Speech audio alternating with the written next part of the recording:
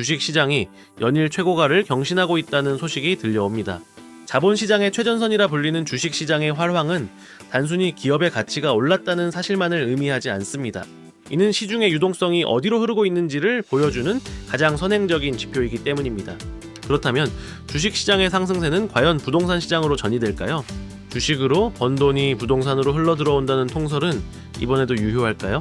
안녕하세요, 공실이의 부동산 이야기입니다. 오늘은 주식시장과 부동산 시장의 상관관계를 데이터를 기반으로 분석하고 현재 시점에서 우리가 취해야 할 자산 관리 전략에 대해 냉철하게 짚어보겠습니다. 자본주의 시장 경제에서 자산의 가격은 서로 긴밀하게 연결되어 움직입니다. 통상적으로 주식시장은 실물 경제와 부동산 시장의 선행 지표로 해석됩니다. 주식은 유동성이 풍부하고 거래가 즉각적으로 이루어지는 반면 부동산은 거래 단위가 크고 현금화하는 데 시간이 걸리는 비유동성 자산이기 때문입니다. 과거 데이터를 살펴보면은 주식시장이 대세 상승기에 접어들고 일정 기간이 지난 후 부동산 가격이 뒤따라 상승하는 패턴이 반복되어 왔습니다. 이를 경제학적 용어로 자산 효과 또는 웰스 이펙트라고 합니다. 자산 효과란 자산 가치가 상승하면 소비 심리가 개선되고 늘어난 부가 다른 자산으로 이동하는 현상을 말합니다. 주식 투자를 통해 기대 이상의 수익을 거둔 투자자들은 그 수익금을 확정 짓고 더 안전한 자산으로 옮기려는 성향을 보입니다. 주식은 변동성이 크기 때문에 수익을 실현하여 변동성이 상대적으로 낮은 실물 자산, 즉 부동산으로 자금을 이동시키는 것입니다. 이것이 바로 주식시장의 온기가 부동산으로 퍼진다는 논리의 핵심 메커니즘입니다. 실제로 2020년과 2021년의 유동성 장세를 복기해 보겠습니다. 당시 전 세계적인 저금리 기조와 양적 완화로 인해 주식시장이 폭발적으로 상승했습니다. 그리고 그 막대한 유동성은 시차를 두고 부동산 시장으로 유입되었습니다. 코스피 지수가 3,000포인트를 돌파하며 정점을 찍을 무렵 서울의 아파트 거래량과 가격 또한 가파른 상승 곡선을 그렸습니다. 이는 주식시장에서 발생한 초과 수익이 부동산 시장의 매수 대기 자금으로 전환되었음을 시사합니다. 현재 상황을 진단해 보겠습니다. 미국 증시는 인공지능 산업의 성장과 금리 인하 기대감에 힘입어 연일 사상 최고치를 기록하고 있습니다. 국내 증시 또한 반도체 등 특정 섹터를 중심으로 자금이 몰리고 있습니다. 이러한 주식시장의 상승은 투자자들의 자산 규모를 증대시키고 이는 필연적으로 부동산 매수 여력을 높이는 결과로 이어집니다. 특히 고액 자산가들의 경우 주식 포트폴리오의 비중이 커지면 리스크 관리 차원에서 부동산 비중을 늘리는 리밸런싱을 단행하게 됩니다. 따라서 주식이 오르면 부동산도 오를 수밖에 없다는 명제는 자금의 흐름상 매우 타당한 논리입니다. 하지만 여기서 우리는 매우 중요한 경계심을 가져야 합니다. 과거의 상승 공식이 현재의 모든 부동산에 동일하게 적용되는 것은 아니기 때문입니다. 주식이 오르면 부동산도 오른다는 명제 뒤에는 모든 부동산이 오르는 것은 아니다라는 냉혹한 현실이 숨겨져 있습니다. 과거 유동성 장세에서는 소위 묻지마 투자가 성행하며 입지와 상관없이 전국의 부동산 가격이 동반 상승하는 현상이 나타났습니다. 그러나 현재의 시장 환경은 그때와는 질적으로 다릅니다. 고금리 기조가 여전히 유지되고 있으며 대출 규제 또한 강화되어 있습니다. 실물 경기의 회복 속도 또한 지역별, 산업별로 큰 편차를 보입니다.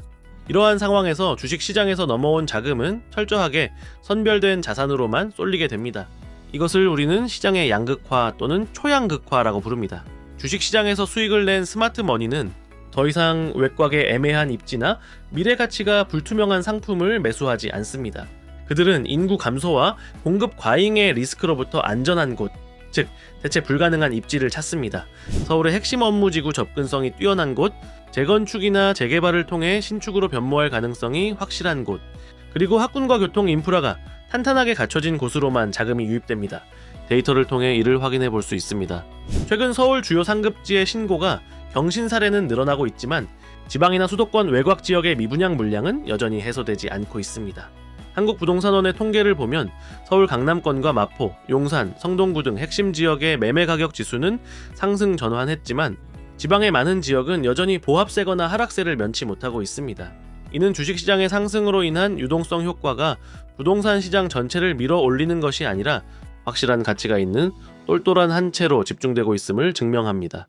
따라서 지금 시점에서 부동산 시장을 바라볼 때는 평균의 함정에 빠지지 않도록 주의해야 합니다. 전국 아파트 가격이 평균적으로 얼마 올랐다는 통계는 무의미합니다. 내가 보유하고 있거나 매수를 고려하는 자산이 자금의 유입이 일어날 수 있는 선호 지역에 속해 있는지를 냉정하게 판단해야 합니다. 주식시장의 활황은 분명 부동산 시장의 긍정적인 신호이지만 그 수혜는 준비된 입지와 상품에만 제한적으로 돌아갈 것입니다. 그렇다면 우리는 어떤 기준을 가지고 부동산을 선별해야 할까요? 첫째, 일자리와의 연계성을 최우선으로 고려해야 합니다. 주식시장을 주도하는 산업이 고부가가치 첨단 산업이듯 부동산 시장에서도 고소득 일자리가 밀집된 지역의 가치는 더욱 공고해질 것입니다.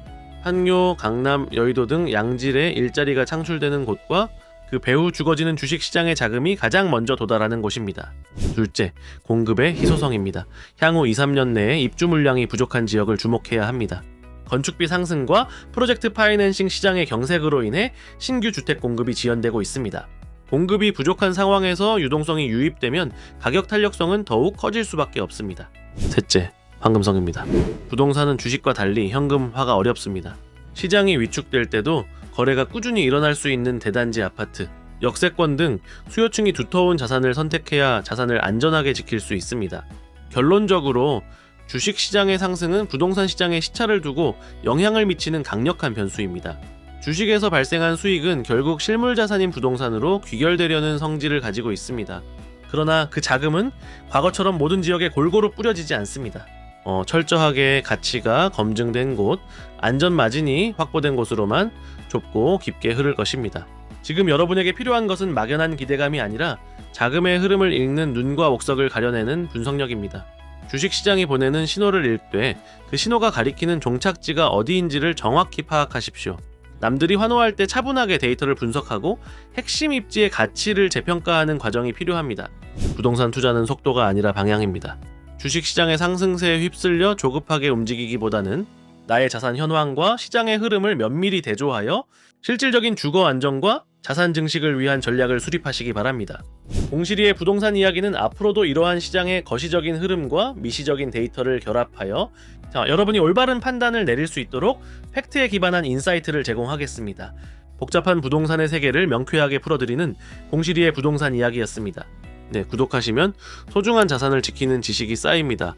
오늘도 함께 해주셔서 고맙습니다.